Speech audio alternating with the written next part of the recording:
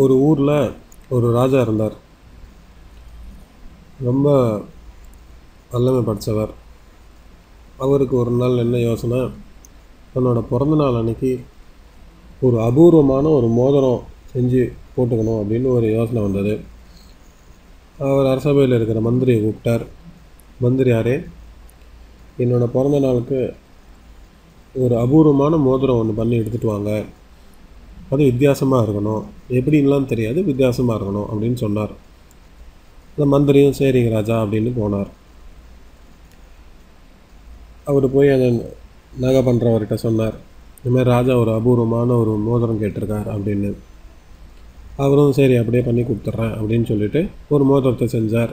அவர் பிறந்த நாள் அன்றைக்கி எடுத்துன்னு வந்தார். ராஜா கிட்ட கொடுத்தார். ராஜா கிட்ட சொன்னார், ராஜா, இந்த மோதிரத்துக்குள்ளே ஒரு வாக்கியம் ஒன்று பொறிச்சிருக்கு. அதை நீங்கள் சாதாரணமாக இருக்கும்போது திறந்து பார்க்கக்கூடாது.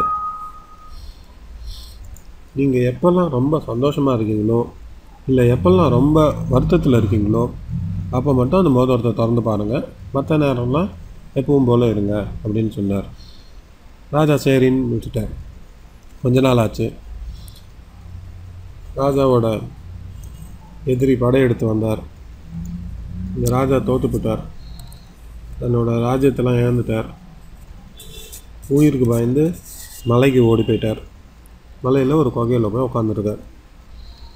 உட்காந்துருக்கும்போது ஒரு சூரிய ஒளி அந்த மோதிரத்தில் பட்டு கண்ணில் பலன்னு அடிச்சுது.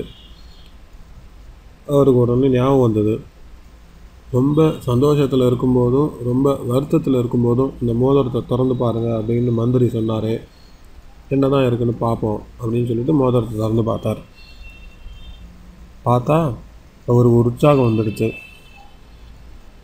ஒரு தன்னம்பிக்கையோடு கிளம்பினார். தன்னோட படையெல்லாம் சேகரித்தார். எல்லாருக்கும் பயிற்சி கொடுத்தார். அந்த எதிரி நாட்டு மீது போய் படையெடுத்து தாக்குதல் பண்ணி நாட்டை கைப்பற்றினார். இப்போது கைப்பற்றிட்டு ஒரு விழா வச்சிட்ருக்கார். ஒரே சந்தோஷமாக எல்லோரும் ஆடல் பாடல் எல்லாம் நடந்துகிட்ருக்கு.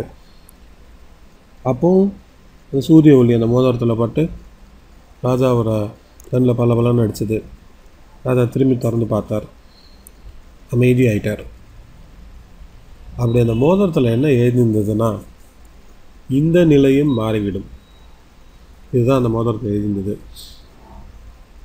இந்த கதையிலேருந்து என்ன தெரிஞ்சுக்க வேண்டியதுன்னா, சுகம் துக்கம் ரெண்டுமே ஒரு மனுஷனோட வாழ்க்கையில் வர சரிபாதியான ஒரு விஷயம். ஒரு காசுக்கு எப்படி ரெண்டு பக்கமோ அதே மாதிரி நம்ம சந்தோஷம் வந்துடுச்சுன்னு நம்ம ரொம்ப அதிகமாக சந்தோஷமாக இருக்கக்கூடாது.